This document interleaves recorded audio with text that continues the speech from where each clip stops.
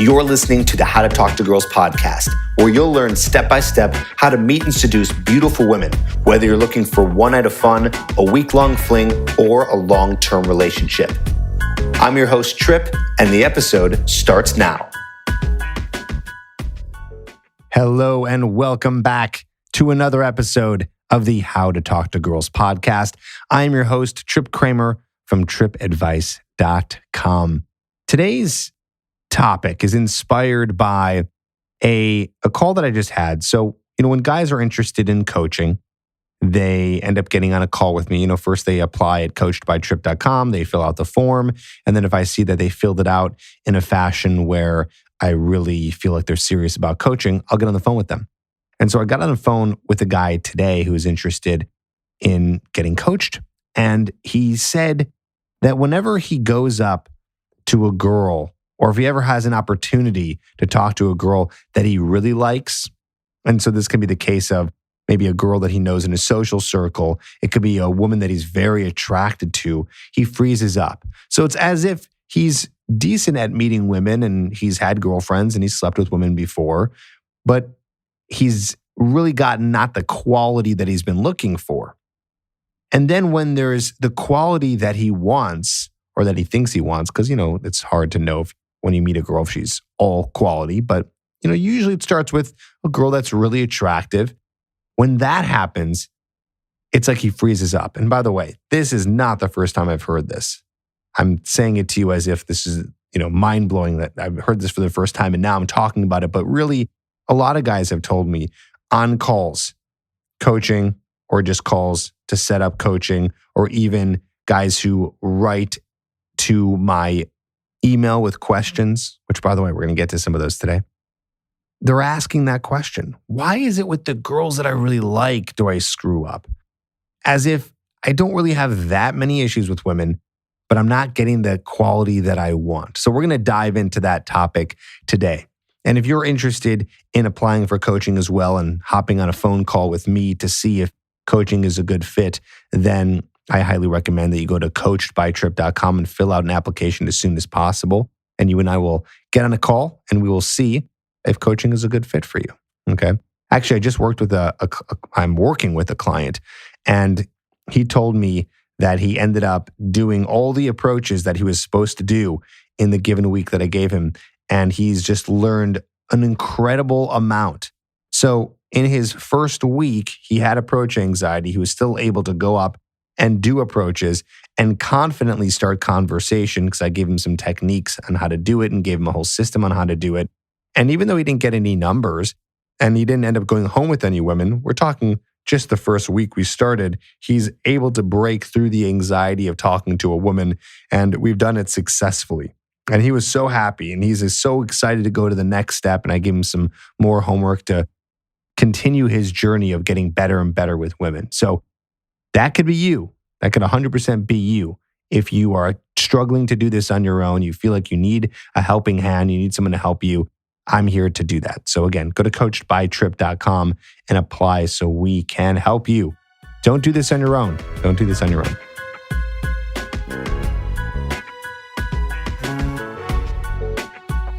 So let's dive deeper into this topic.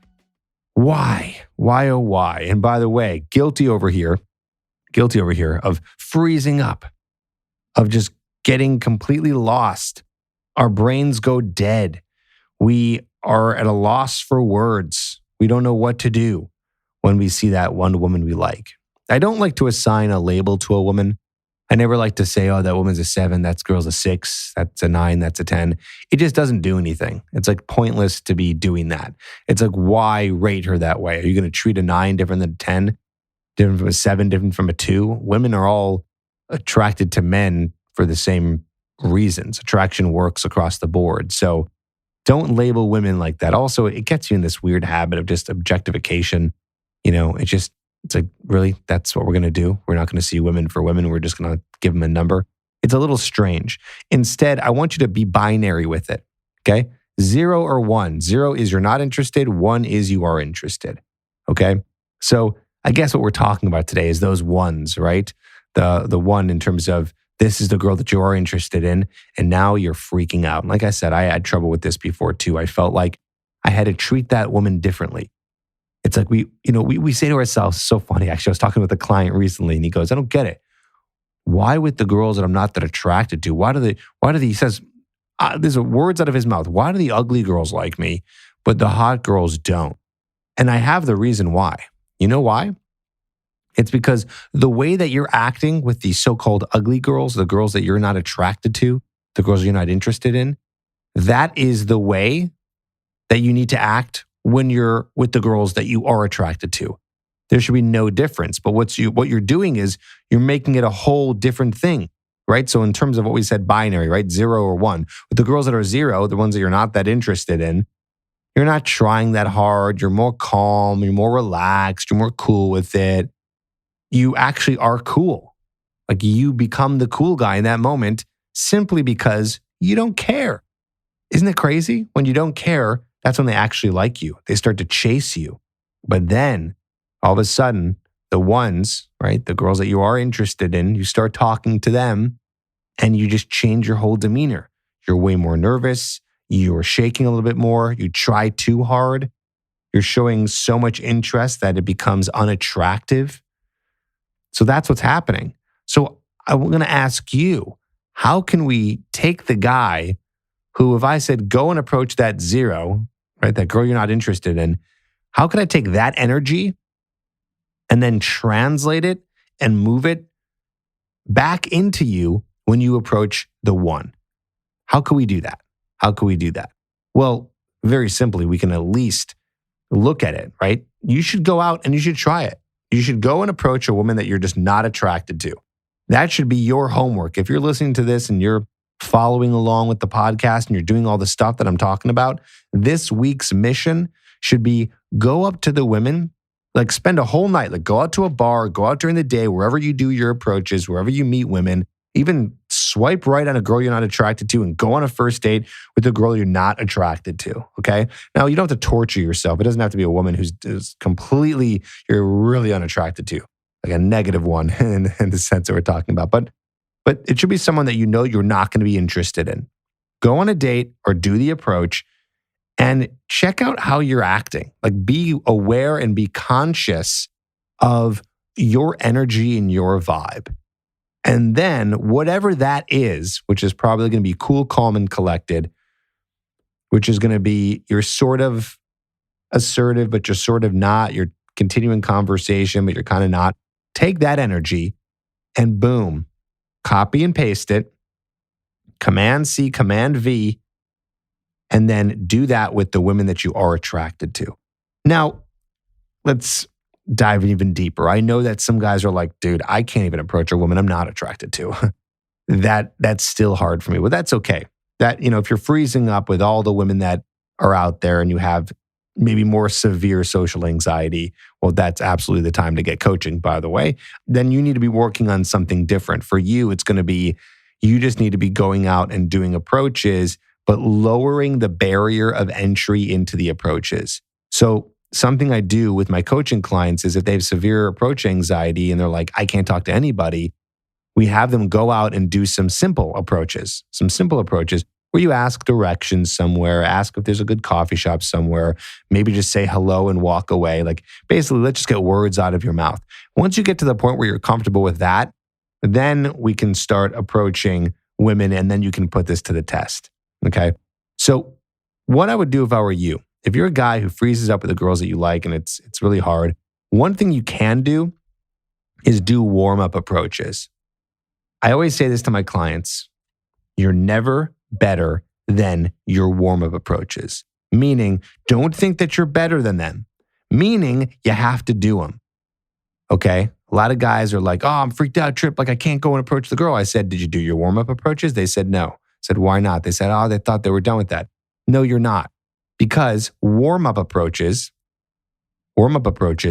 they are there so specifically, you can warm up and then feel a little bit more social and then approach women that you want, okay? So you do the warm-up approaches, do at least 3 to 4, and then talk to the women you want. The warm-up approaches can be with anyone. But also, I want to get even more specific. After your warm-up approaches, don't just try to approach the most attractive women. Some guys are like, Trip, I couldn't approach anyone. I said, why? Well, I wasn't attracted to any of the ones out there. Well, you're still going to get better at approaching and communicating and socializing if you go out and still talk to women that you're not necessarily attracted to, okay? So it's really good to be approaching lots of women, all kinds of women, so that you're totally warmed up and ready to go with the women that you're actually interested in. The thing here and the lesson of today's episode is don't treat any of them differently. I'm not saying you have to go for the number of the girl that you're not interested in. Of course, this week is a little bit different, right? This week, I'm giving you that exercise to go a little bit further with it so that you can, get some practice in with doing the approaches and going through with it with someone that you're actually not attracted to, just so you can see what that energy is like.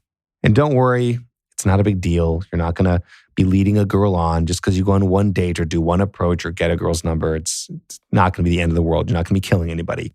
But again, my long-winded point is always be approaching, always talk to women so that you're not just putting all of your energy and all of your effort and all of your emotions into that one girl. Like there she is, like you're going out and doing some day approaches and you're like, all right, this is the one. This is the hottest one I've seen all day.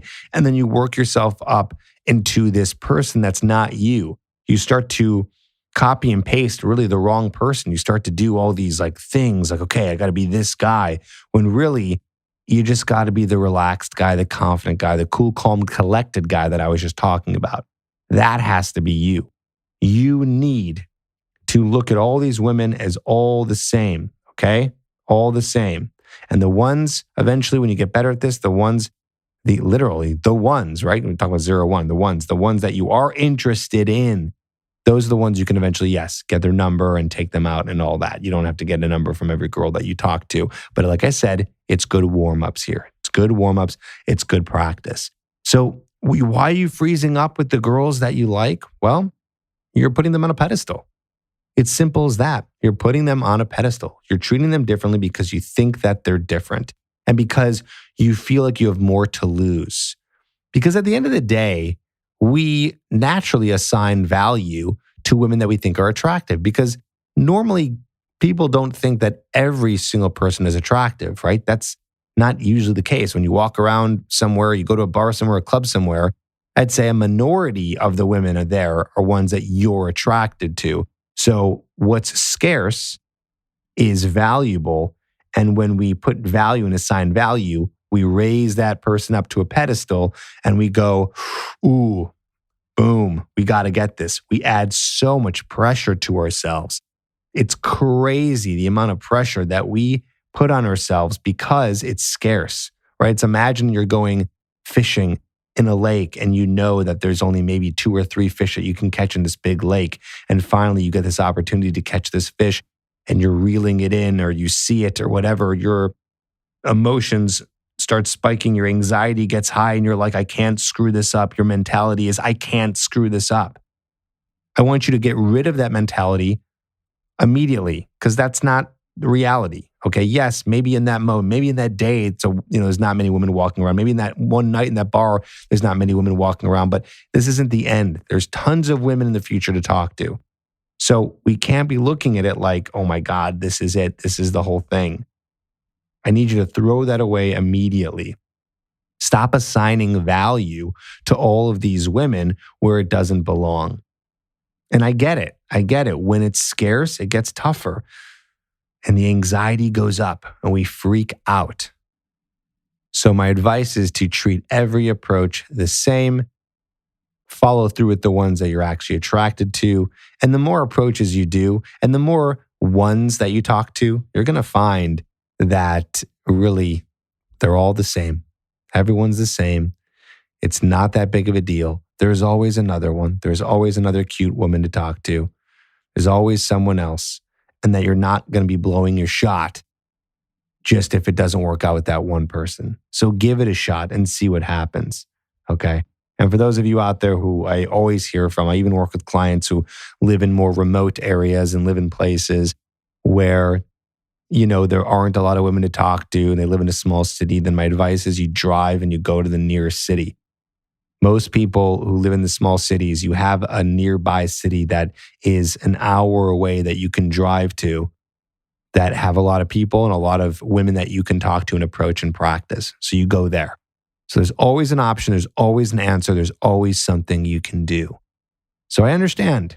I remember when I used to freeze up. I remember when I used to put women on pedestals until I learned the abundant mindset because I started to create an abundance in my life of women that I was talking to, approaching, and dating, and realized that I can always get there because I learned how to build the skill. And I didn't have that skill. I'm just like you listening to this episode. Some guys I was worse off than. We're talking approach anxiety. I had some of the worst approach anxiety ever. I mean, even in the past 5 years of going in and out of different relationships, when I'm out of the relationship, the approach anxiety comes back because I haven't approached in such a long time. The only difference is back in the day, I let the approach anxiety completely stall me and paralyze me. But now, even though I have a lot of the approach anxiety, I know how to deal with it and know what to do to get rid of it faster, which is, of course, doing the warm-up approaches because even myself, anyone included, you're not better than your warm-ups. Okay, you're not better than your warm-ups. So I would do that and get back into it. But yeah, I had some of the worst out there. So I understand. And, it's in our biology when we see a woman we're attracted to, we don't want to miss that shot. But we are living in a society in many countries. I know there's people from all over the world who listen to this podcast. I see where the countries are, where people are downloading it from. But in many countries, we do have a lot of opportunities. And so I'm asking you, please take them for yourself. Do yourself a favor. Do yourself a favor.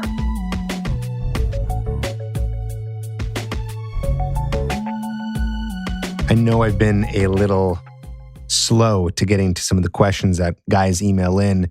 Well, we're going to get to some right now. So if you've emailed in, thank you for your email, and we're going to answer some questions. If you want to email in a question, you can do that too. Just email me, trip@tripadvice.com. That's trip with 2 Ps. Put in the subject line, podcast question. And if you have a nice, thorough, good question to answer, I will answer it like we're going to do right now. So Brian asked on January 3rd, he wrote in, "Hey, Trip, thanks for the work you do. I really like your podcast." Thank you, Brian. He said, "I have a question that I couldn't readily find much good information for. I'm in the early stages of dating a great girl, but we've had some disagreements solely regarding sex. Her biggest ask is that, as she says, more often than not, she just wants to get fucked and that she really isn't into making love. Most of my habits have been around lasting longer in bed, so I tend to take it kind of slow at times and switch up positions. So my question to you is, what are the distinguishing qualities of the two? From what I gathered, fucking is intense, aggressive to a certain degree, and selfish. I feel like if I do those things, if I take what I want, being rough will not allow me to last very long. So I'm concerned that if my habits turn to this style, we'll just have little short but intense sex. I have a lot more questions, but not sure how to articulate them. Any advice would be helpful, or if you've already answered this question, I'd appreciate a link or something. Thanks, Brian." Brian, you have the right idea. I mean, from what I know in terms of the difference between making love and fucking, that is usually making love is slower, a little bit more passionate, a little bit more intense in the kind of like your deep eye contact and lots of kissing and things like that. And the getting fucked or that is going to be more like rough sex. But what's more important is not how I'm going to distinguish it or how you're going to distinguish it. You need to get clear with your partner how they distinguish it. So you need to ask her, what does that mean to you? And don't say it in a way where you're like, well, I don't get it. You know what I mean? Just be like, hey, I'm curious. When you say that you want to just get fucked, like, what does that mean? What does that look like to you? What would you like me to do? When it comes to communication with your partner, whether it's sex or anything else, both parties need to be clear. And if you're not clear, just ask. You don't have to guess. And if someone, by the way, your partner ever puts you down for asking or says you should just know, that person is ridiculous and that's a red flag. You should probably dump them. That's not a very understanding person.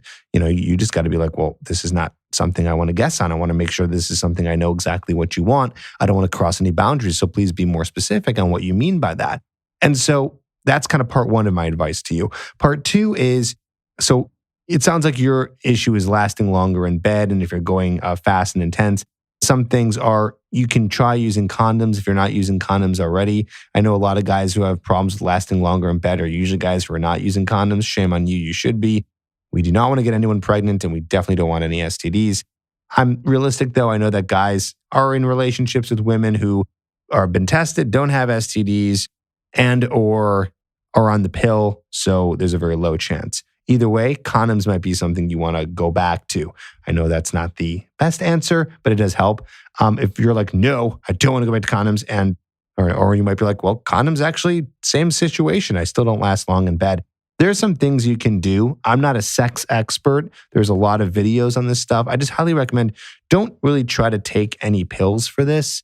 I try to do it in a more natural way. So you may want to, the best tip I've ever heard is, and this is going to be a little bit more tough when you're doing kind of rough sex, is try to, wherever you're tensing your muscles in your body right before you're about to ejaculate, wherever you're tensing your muscles, just release them.